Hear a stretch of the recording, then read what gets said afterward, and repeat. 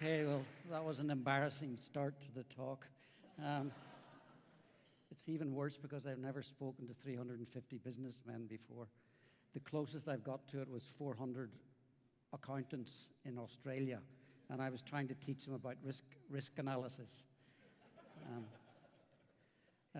So I'll talk about fundamental research, its impact on society and the economy. It's the first time I've done a talk like this, so I had to do a lot of research for it. Normally I just give my standard talk and it takes half an hour to prepare, but I spent about 3 weeks preparing this. I hope it's going to be useful. I hope you can understand it as well. So the subject material is short personal history. Some of it's been done, so I'll skip that quickly. I was going to put in quite a lot about CERN and why it's done, and I've taken it out because I was already over time when I timed myself this morning, so I took out CERN. If there are any questions, there are hidden slides in there, so I can show them afterwards. Then I'll talk a little bit about the Large Hadron Collider, fundamental research, and here I really believe that fundamental research is a driver for disruptive innovation. And then I'll talk a little bit about CERN and the impact CERN has had on society and the economy. And finally, I'll get in a little commercial for myself. It's the job I'm doing at the moment. For the last year and a half, I've gone from very high energy to very, very low energy, working on proton cancer therapy. So short personal history, I'll go quickly here. I started in '72, straight after my PhD, and went to CERN. I was really lucky to get a job there. I didn't know what CERN was. I didn't know what an accelerator was. For some reason, the crazy guy who was hired me, and I started off and became an expert in accelerators. I spent the first 7 years in what was called the intersecting storage rings, which was the first proton-proton collider ever built. The Large Hadron Collider is only the second, so there have only been 2 of these. From 1990, around 1980, I joined a very small team to work on the design of the next big accelerator in CERN called LEP. And LEP is the accelerator for which the 27-kilometer tunnel was built. And I was very lucky. I worked with a very brilliant German called Wolfgang Schnell there. And in the middle of that design, I was in contact with the United States, who were looking for a super collider with protons, because the large electron positron obviously was electrons colliding against positrons. So I came back, and I suggested to Wolfgang, why don't I write a report? So we wrote a report together. And this turns out to be the first documented proposal for the LHC machine. And you can see here. You can see the difference there is with respect to what you do nowadays. This was done with an IBM golf ball. So that tells you the date. It was 1983. And the accelerator only started running many, many years later. So the cycle time of this could be up to 100 years if it keeps on going the way it's going. So then we started up the LEP collider in 1989. And I was responsible for the commissioning, the operation, and the energy upgrade. We pushed the energy up by a factor of 2.5. We thought we discovered the Higgs boson then, but it turned out to be a false signal. So when we closed down LEP in order to install the LHC in the same tunnel. Now, during the commissioning of LEP, of course, I was running a department which was doing most of the design for the major accelerator components in the LHC. So that was probably why they asked me to take over the job as Director of Accelerators and Technology with special emphasis on the LHC. I was asked to do that from 2009 to 2014, the standard 5-year mandate for a director at CERN. When I finished my mandate as director, and I should have been well retired by then because the retirement age was 65, and they got the legal service to find some loophole so I could go on to 67.5.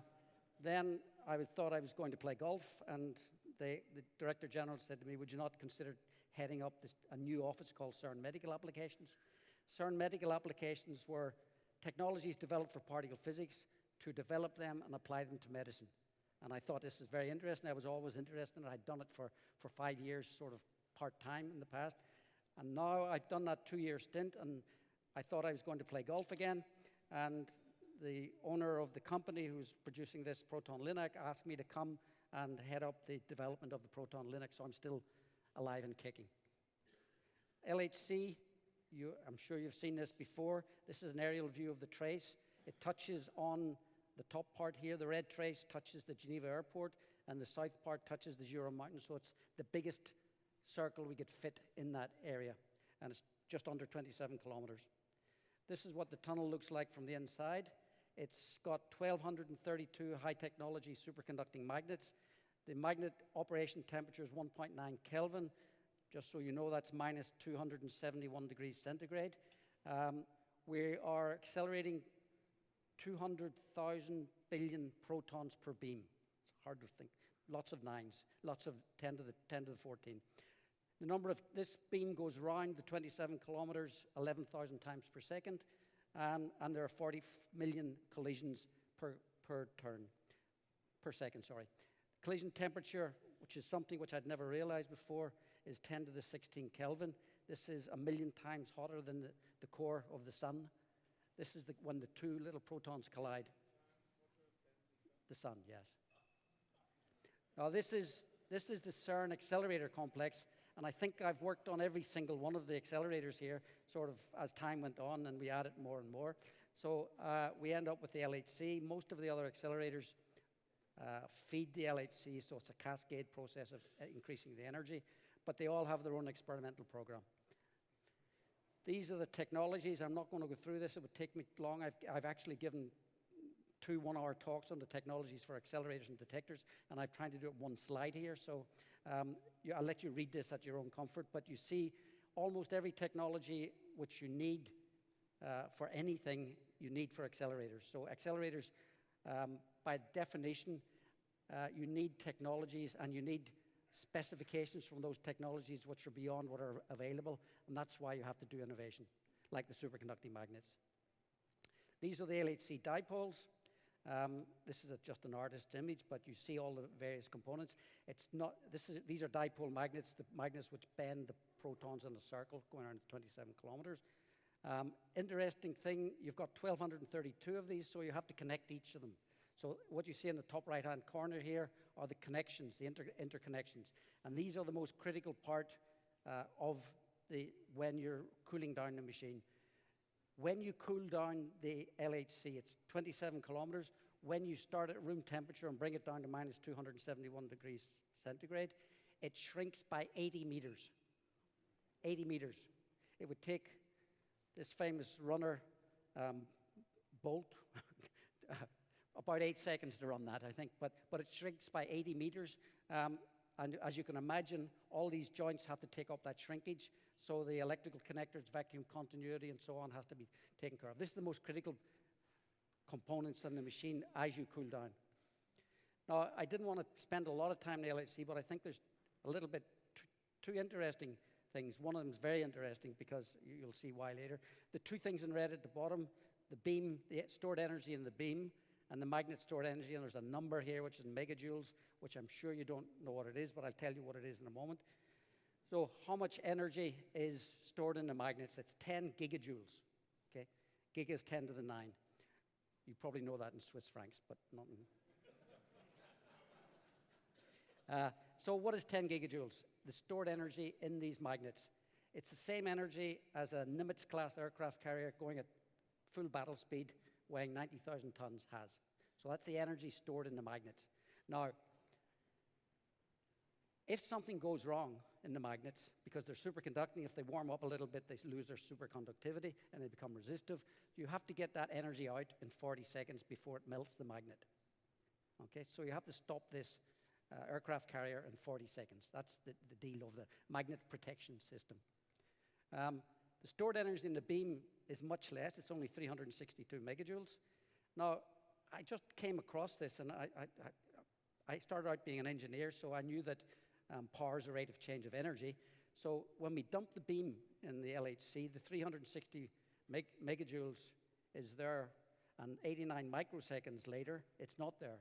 So the total power during that time is 4 terawatts, and 4 terawatts is the total generated power on Earth. Only for a tenth of a millisecond, but still, it lets you know that the power that's in this beam. Total power on Earth. Yes, but only for 89 microseconds. Fortunately. Now, if you remember your high school physics, and you know, a metal like copper, what its melting point is, what its specific heat capacity, latent heat of fusion is. You can calculate that 362 megajoules could heat and melt 500 kilos of a metal like copper. Now, this beam is about the same cross-section as a human hair. So you can imagine 500 kilos of copper being melted. It's a long length. So if we don't protect the machine against itself, the beam, we will end up with a very thin, long hole. And I don't think the taxpayers would like that very much. So we haven't done it yet, but there's still time. So we started all this up on the 10th of September 2008, and amazingly it worked. Normally it takes much, much longer to get a machine working, but it worked very, very quickly. And everything was looking beautiful and fantastic. And 8.5 days later, during the closed session of CERN, they appointed this guy, Steve Myers, as Director of Acceleration Technology, with special emphasis on the LHC. And you see it here. This was 8.5 days after we started up the machine. 15 hours later, the machine blew up. So what I talked about, the stored energy in the magnets, the magnet protection, there was a poor soldering of one intermagnet connector to the things that I showed you out of 100,000. But the magnet protection system didn't protect properly. And I hate showing these because I always get very depressed. There were 600 meters of incredible damage done. So my first day at the office was slightly different from what I thought it was going to be. And I put together this program for the repair. I won't spend a lot of time on it, but it was basically 600 meters of the machine had to be dismantled, brought up to the refixed, brought back down again, much more difficult than doing it the first time. Most important thing, which I thought had to be done, was number 7 there. We had to redesign the magnet protection system so that a similar accident could never happen again. Now, we did that.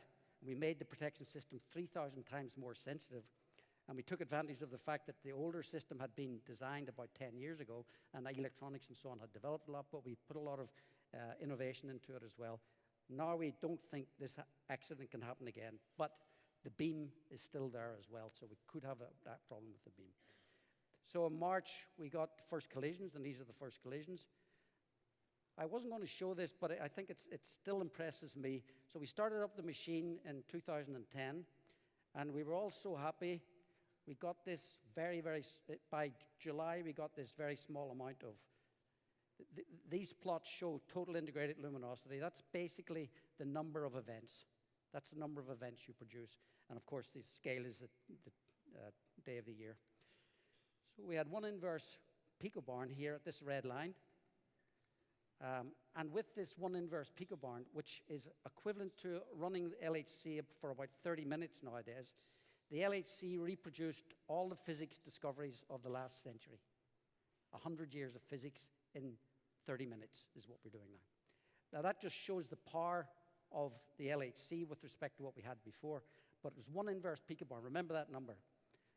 So I made this calculation of where we were for 2012 because we were really trying to get the Higgs boson.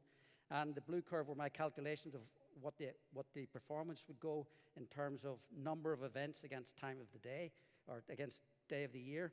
And the blue line is the estimate, and the dotted red line was where we thought we would cross the threshold for what's called 5 sigma discovery. So we thought we would get the Higgs around September. But the physicists, the experimenters were even better. They got it on the 4th of July.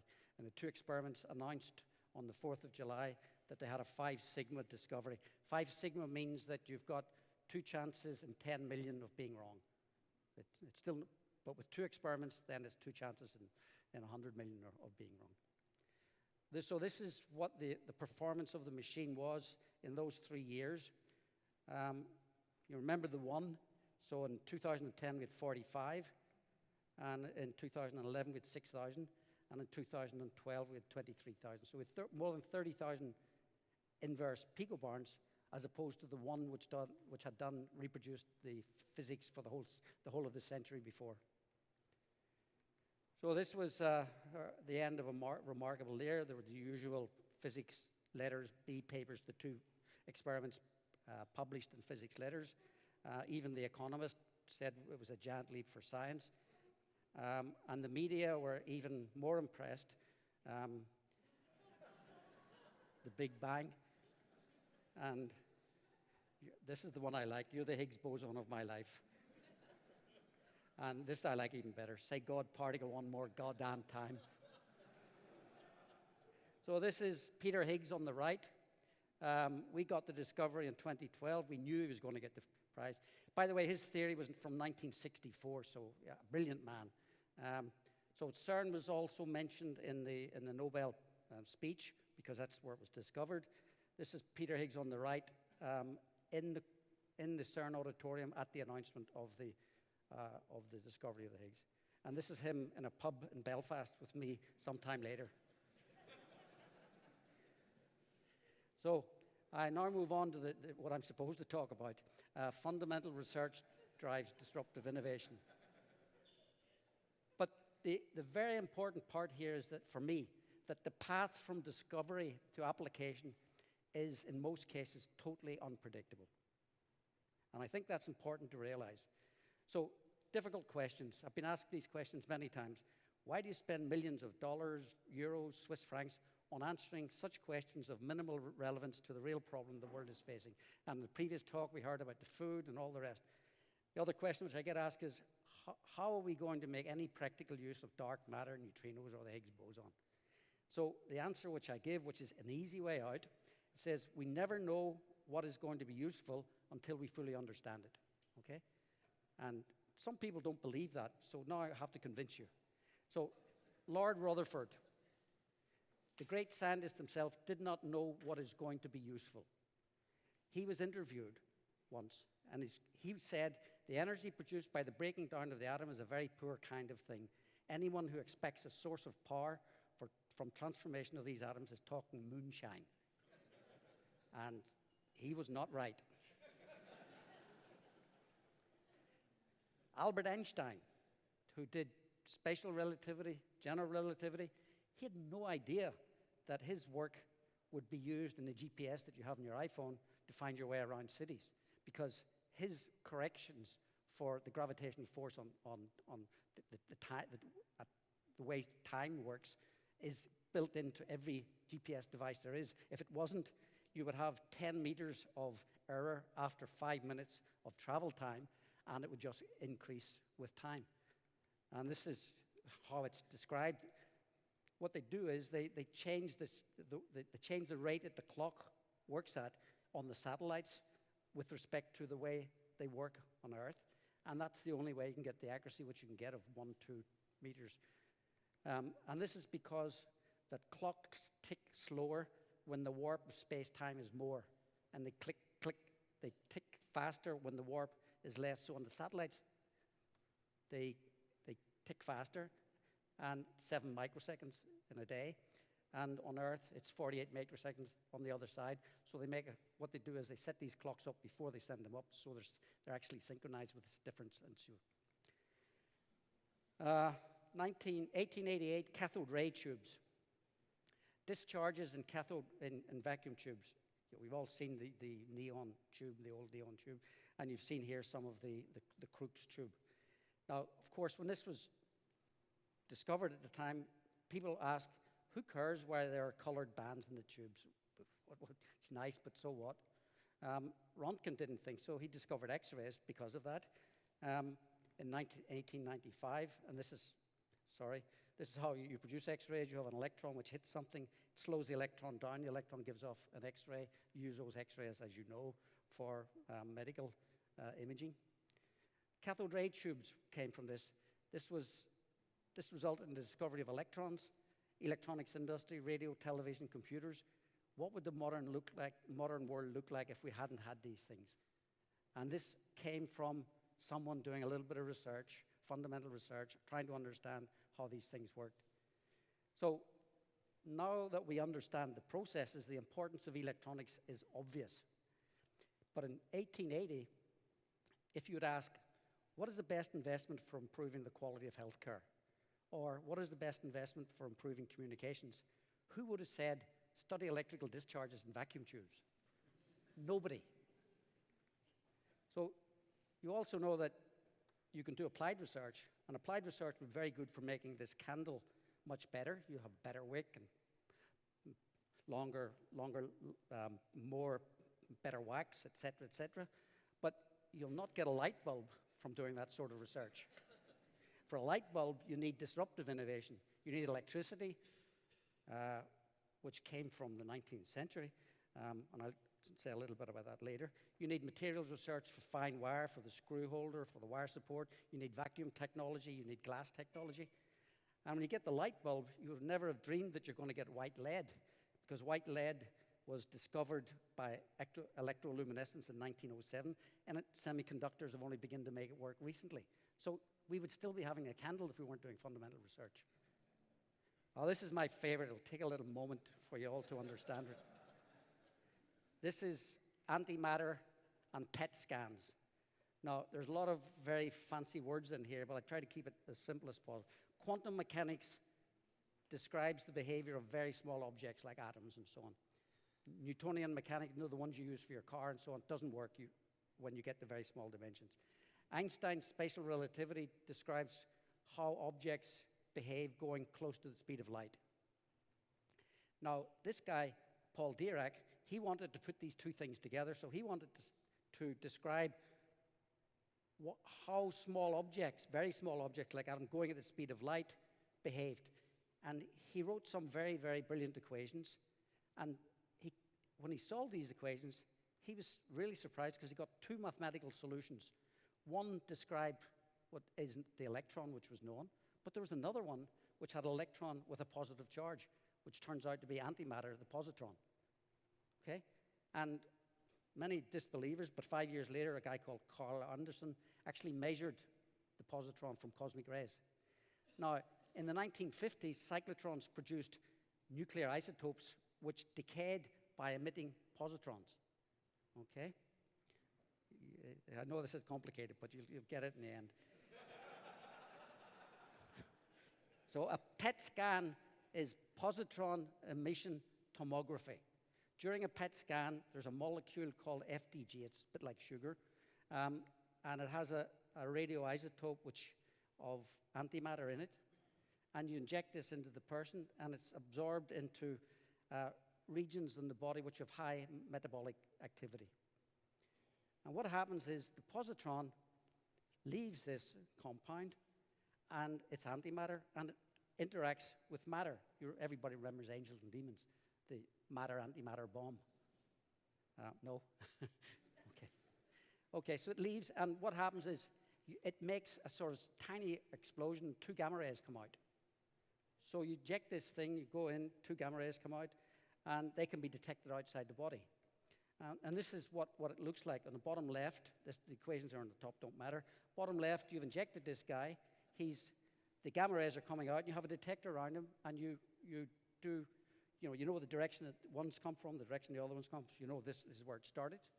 And you see on the right what they've done. I mean, they've used these PET scans for multiple things. The one I show on the right is not so interesting, but it's the quickest one I could find. This is the PET scan of a brain of a person who's learning a new language. And on the top, you see there's a lot of activity when it's unpracticed. And on the bottom, where he's practiced, there's less activity. There are other ones which shows people with Alzheimer's compared with people without Alzheimer's. There's other ones which compare dope addict before and after stop taking dope. And you can really see incredible changes. Now, this is being used for everything, but it's also being used for brain studies, but it's also being used for identifying where cancer tumors are, and it's the best way of doing it. Now, so what is needed from what I said before? You need this FDG, which is the compound. You need a gamma detector, and you need computer power for the tomography. So, spatial relativity on top, quantum mechanics. Spatial relativity allowed us prediction and discovery of the positrons in the next box down. The invention of cyclotrons allowed us to produce positron-emitting isotopes. That means we got the antimatter, which we can inject. We got the antimatter, we don't know how to inject yet. Quantum mechanics allowed us to make chemistry how would we say, a deterministic science where you can actually calculate what's going to happen. Fundamental chemistry, organic chemistry, and that came into radiopharmaceuticals. So with the positron-emitting isotope and the chemistry, you could make this FDG. So you have the FDG now, which is one of the components you need. On the right-hand side, you've got quantum mechanics allowed us to do transistors, electronics, and then later fast, cheap computers. That gave us the computer power. And then on the far side, there's nuclear physics. There's gamma ray detectors, which give us the gamma ray detectors. So these three things came together in what I call a perfect storm and allow us to do a PET scan. That's why it's my favorite example. Now, I'm sure if you'd asked Paul Dirac, would he have ever imagined this tortuous path to the application of antimatter? No idea. No one can foresee this. Oh, this is, I was going to skip this as well. Early 2000, Dan Brown visits CERN and gets the idea about an antimatter bomb. The book Angels and Demons is a huge success. A movie's made. Tom Hanks, Ron Howard, and Ayelet Zurer spent 2 weeks at CERN to promote the movie, and I was hosting them. And this is the one you saw earlier on. Interesting thing is, and I've told this to kids in school, they said that they make this antimatter bomb, but I did the calculation. For 20 years, we've been producing antimatter in CERN. If we put that antimatter with matter, we would have enough electrical power to keep a 75-watt bulb going for 2 minutes. So it wouldn't make a very good bomb, and it wouldn't drive Starship Enterprise either. So I'll try to go a little bit quickly through. This is lasers, and I don't want to bore you with all the names. Again, so much started with Albert Einstein. Einstein here, and people followed it afterwards. And he established the theoretical foundations for the laser and the maser. And we all know what lasers are being used for now. Everything is using lasers. Optical disk drivers, laser printers, barcodes, DNA sequencing, fiber optics, etc. But the big thing is fiber optics communications, as we all know. In the future, there will be optonic laser-driven computers, which will supersede the electronic ones from today. So now I move on to CERN. And this is Tim Berners-Lee. He invented the World Wide Web in 1989, the year we started LEP. Now, the problem being tackled by Berners-Lee was to provide a means of automatic information sharing between scientists in different universities and institutes all over the world. So we're going to have this machine in Geneva producing an incredible amount of data. We wanted everybody to get this data, to be able to analyze the data from afar. And he came up with this proposal. This he did in March 1989. And you see, this is the A4 sheet. You can see this if you go to CERN. One piece of paper. And so the LEP Collider started the same year, as I said before. And this shows to me that necessity is really the mother of invention, because he wouldn't have worked on this if we didn't need to distribute this data for the LEP machine. And he had no idea it would end up being changing the way we live in the world. This was his A4 sheet, which he wrote, did the diagram by hand. And top right-hand corner, you probably can't see it, but his boss wrote on it, vague but exciting.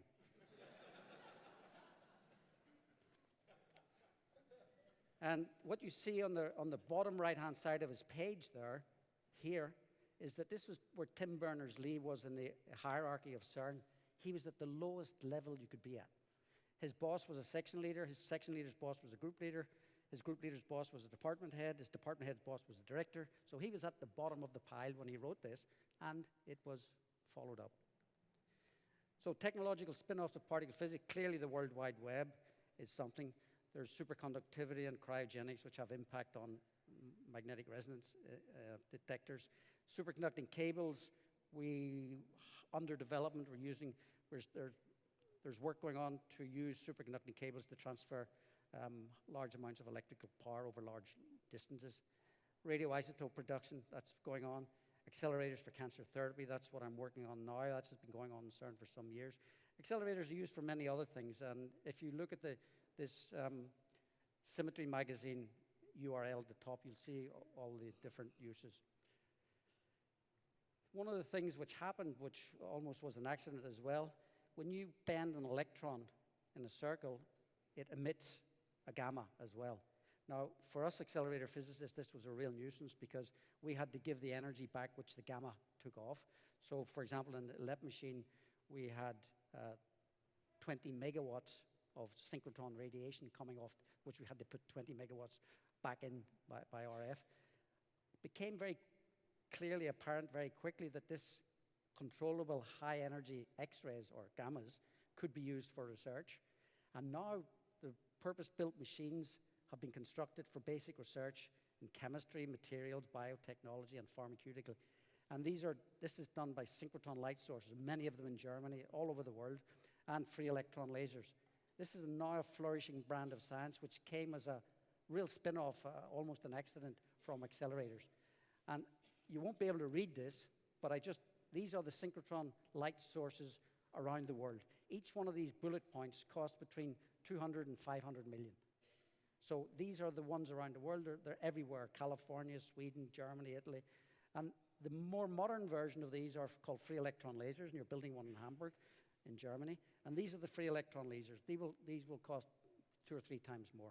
So all of this came from a spin-off of accelerators, just accelerators. And now I talk a little bit about the impact of CERN and the LHC. Clearly, what we want to do in CERN is to study the fundamental laws of nature. So that, for me, is the reason why CERN is there, and that's the major thing that we should be doing.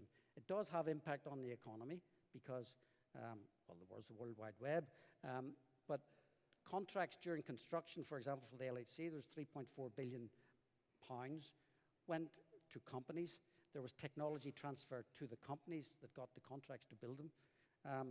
There's the training and educational aspects in a high technology environment, and even more importantly, an international environment with different cultures and different religions and so on. And there's one thing which has come up very recently is the stimulus to young people to follow STEM studies, because there was a big drop in the number of kids doing engineering and physics and things like that. And then when the LHC came along, we had all this business about black holes, and kids became interested, and they started looking into physics and so on again, and the numbers have started to go up in Europe again. And we have the spin-offs, which I've mentioned. Accelerators, commercial types of accelerators account for about 500 billion per year. Of course, the World Wide Web, I read in the report that there's an estimate from McKinsey that the potential economic impact of the World Wide Web will be 11.1 trillion by 2025. So I don't know whether they're right or wrong, but there are too many zeros for me. Now, if I'm not too late, I move on to CERN governance. More importantly, the governance of the CERN experiments. The CERN model of governance is the object of a study by lots of sociologists, business schools, corporate managers and administrators. The question they always ask is, how can so many people from all over the world work so successfully together? For example, Atlas and CMS have 3,000 scientists from 40 countries. The detectors are designed by hundreds of physicists from hundreds of institutes and built by hundreds of firms, and they bring it all together, and it works. Probably more interestingly is the authority comes from intellectual contributions and not from management hierarchy. There's no management hierarchy in the experiments. It's done by memorandums of understanding. They don't have a boss, they have a spokesperson. The youngest people can drive a strategic decision, and we've seen that from Tim Berners-Lee. It's a very light organization and management structure, minimal bureaucracy, very effective operation and exploitation of complex instruments, and decisions are made by consensus.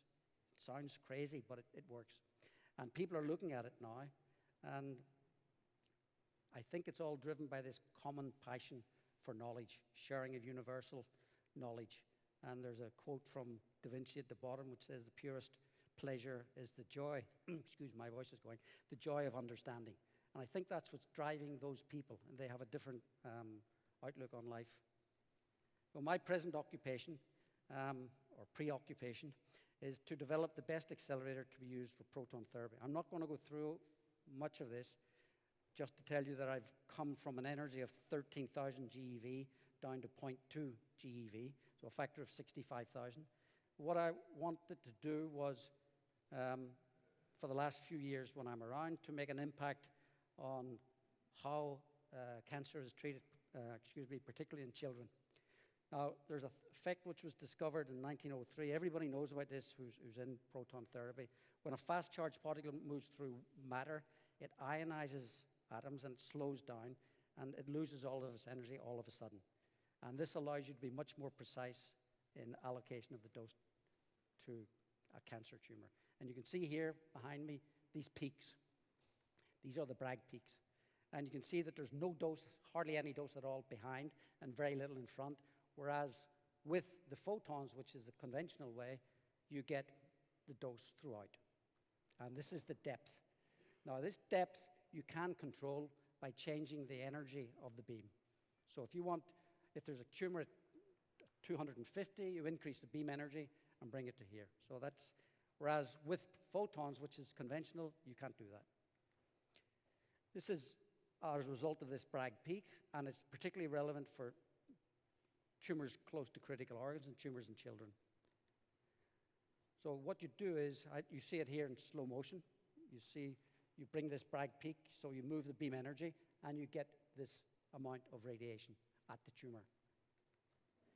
You can see immediately that if you're unlucky enough to have a tumor close to, say, your spinal cord, and you do treatment with photons, almost everything gets irradiated. Whereas if you do it with protons or with helium or something else, you see that there's no impact at all on the critical organ. So what I did was, I'm not going to go through this because you can look at it. I, first of all, established what I think are the most important parameters for proton therapy accelerators, and the two sort of overriding parameters are cost and treatment efficiency. And I translate those into beam parameters and so on, which I won't bore you with. These are the list of important parameters. And then I try to match these important parameters with the inherent parameters of different types of accelerators used for proton therapy, and to find out which is the best type of machine to use, and then to work on that machine. And I'd done this some time ago, and I mark in the bottom, red is best, so you see Linac wins most of them here. So the conclusion I came to was that linear accelerators provide the best match to the required parameters, and I'm working on this accelerator in the bottom called Light, and that's how I met Martin. And this is my present work. So I have a summary. Revolutionary innovation needs fundamental knowledge and understanding results from fundamental research. Inventions result from fundamental knowledge. Applied research produces evolutionary innovation. You have your iPhone 1, 2, 3, 4, 5, 6, 7. There'll be something different in 20 years. It may not be an iPhone, it may be something else. The iPhone 1 was disruptive to the market. In the long term, applied research will dry up if it's not fed by results from fundamental research. You need to have both. You need to have the fundamental research followed by the applied research to improve it. Science mega projects drive revolutionary and evolutionary. They drive both. They drive the disruptive and the evolutionary.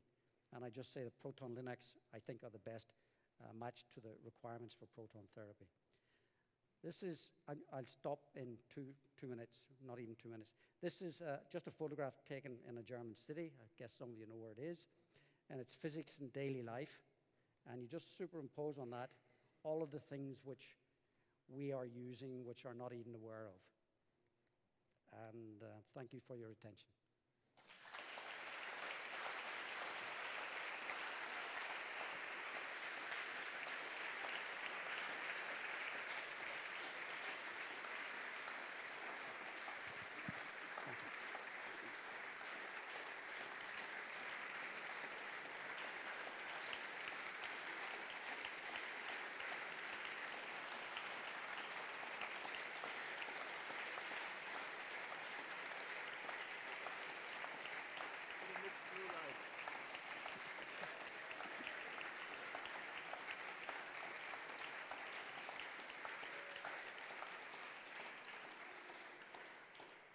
so you seem to be as excited as you should be confused. Crazy guy, isn't he? It's just amazing, and I think many things went through my head while I tried to follow his words and these charts, and I thought, boy, am I at 5%, 7%, or anywhere between? So I was trying to compute that, and I didn't know exactly. But I learned a couple of things. First of all, don't trust Martin Brunninger. Because a guy who knows and can talk to people like him is suspicious. Secondly, how much excitement is in fundamental science in trying to understand the world? And I think that's where, among many other things, it matches with what we try to talk about here, is to try and learn what is around you, understand its very nature, and apply that somehow. But while you're trying to understand that, don't think necessarily about the direct application, because the real application may be completely different from what you thought you're looking at or what you thought you're pursuing. And so then it must be just about the curiosity, about the learning, about the just trying to understand this, without saying, well, if I understand this, then I can do that. Because, as you said, most of the things that derived from these incredible inventions were really not intended at all. Yes. And that is a complete beauty to think about. And that's, I think, why curiosity as a concept or as a basic human need is what drives so many things that have intellectual beauty, and at the end they may have tremendous applications. I must say, I find it, as little as I understand, as exciting I find it. And I think what we really learn from this is stay tuned with trying to learn and trying to understand and be curious about what's around you. I hope we will meet and hear more from you again. We will give you a very little silver bowl. There's nothing special in there, I don't think, unless you find something. And I want you to let us know should you have found something. We're deeply indebted. Thank you very much. Thank you. Thank you. Really wonderful. Thank you.